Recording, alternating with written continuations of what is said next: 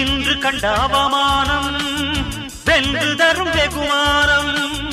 வானமே தாழலாம், தாழ்வதில்லை தன்மானம். மேடு பள்ளம் இல்லாமல் வாழ்வில் என்ன சந்தோஷம். பாறைகள் நீங்கினால் கோடைக்கில்லை சங்கீதம். பொய்மையும் வஞ்சமும் உனது பூர்வீகமே. ரத்தமும் வேர்வையும் எனது ராஜாங்கமே. எனது நடையில் உனது படைகள் போட்டிப்படுவே.